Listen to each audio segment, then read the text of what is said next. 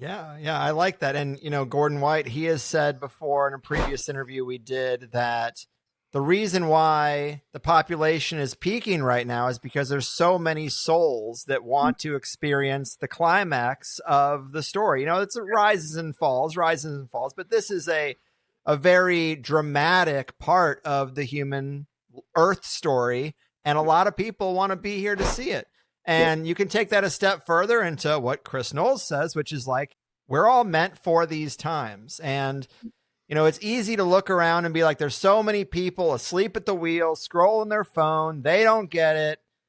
And it's like, yeah, but if you get it, you're here for a reason, and maybe you're here to get it and to advance something on the other side that is better than, what we're experiencing as we come up to a major pressure point. There's a pressure point. There will be a release of pressure. A lot of people will probably die. That would be a war. And then on the other side of that, there is a rebuilding. And people who are already thinking in those terms are going to be the ones who have good ideas to contribute to the rebuilding, because we're not scrambling with this, that, and the other, because, we've kind of had the foresight to deal with the emotional trauma of the future events now, because we're already like aware that you can't change the cycle. And it seems like we're going into a war cycle. Yeah. And is precognition retrocausal? I also think too that like Gordon White is one of the smartest people out there. I think I've been listening to his stuff. He's amazing. And he literally just recently, I heard him mention something about how structures that are built around, like our rules, they in order for them to change, there usually has to be like a violent collapse. And then from that violent collapse, we rebuild things. Okay, so now let's just pull the layer back just a little bit and say our rules about what the paranormal is, our rules about what we're experiencing when we engage with things are probably collapsing a little bit right now. And so the question that I have is really like, from there, what are we rebuilding? So let's use the drones story as the go point. If we start to believe that there are Chris Bledsoe's angel orbs are up there and drones are going to chase them away, and 2 weeks ago you believed that Zeta Reticulum green guys come down, and so your belief structure is collapsing, and now you're rebuilding it. Are we rebuilding it into something that's like, I guess, more metaphysical? Like, and maybe that's a good jumping point to talk about some of the other things we're working on. But like, how are we rebuilding these rules and perceptions around what the UFO phenomenon is? And I guess it's a double-edged sword for me to have the current perception of it being so rooted in something that's going to catalyze war. And that's scary to me, but also maybe necessary, to Gordon White's point. And I want to go right to you, Josh, but I just want to say that reminds me of Jeff Kripal. I think about this all the time, where he says that, like, to do what he does, to be a scholar of religion, but, scale it up to anything, broaden that term out, is you need the collapse of two worldviews. I just love that, because I think that there is something amazing about the collapsing of a worldview. For me, it was Catholicism and then atheism.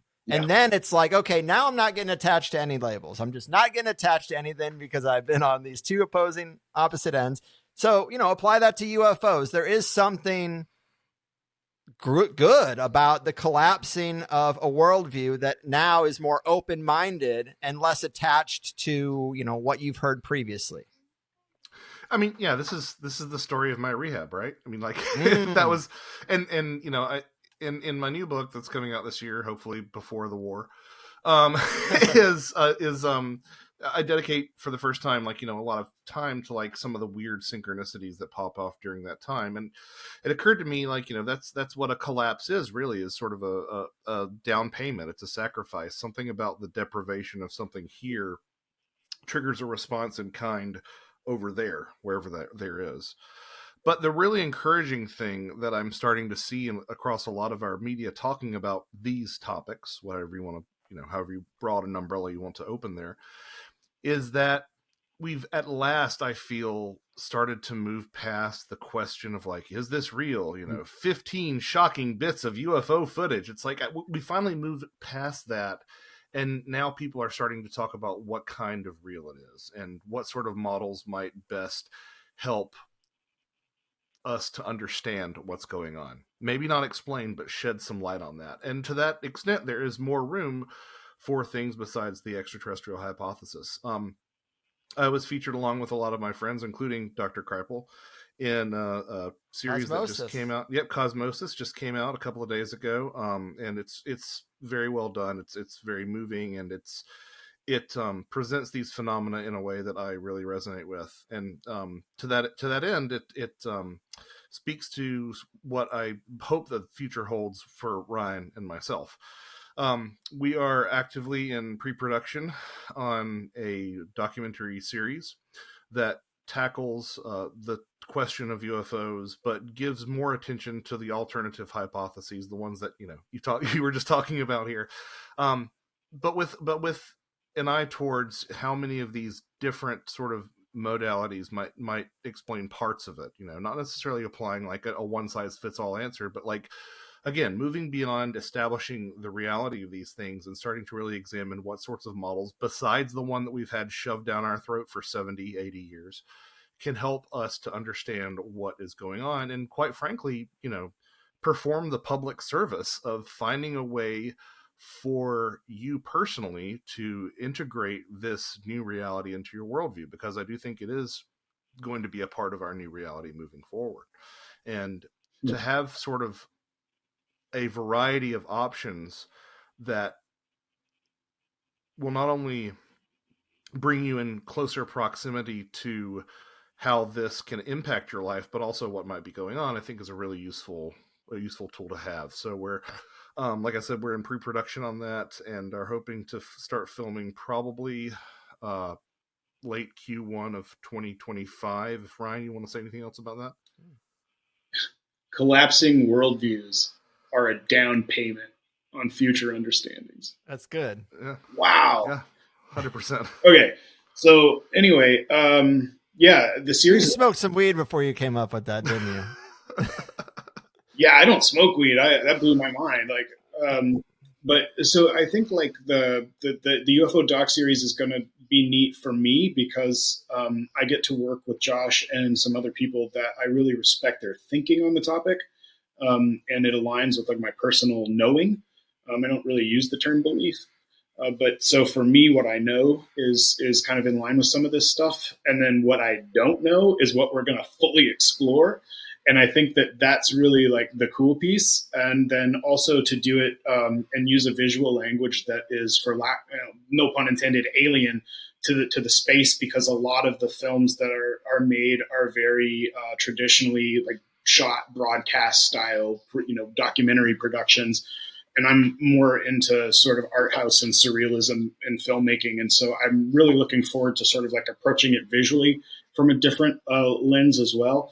And I think that the writing so far, even on the basic layout of the doc, it's just like, wow, like we're going to go some weird places.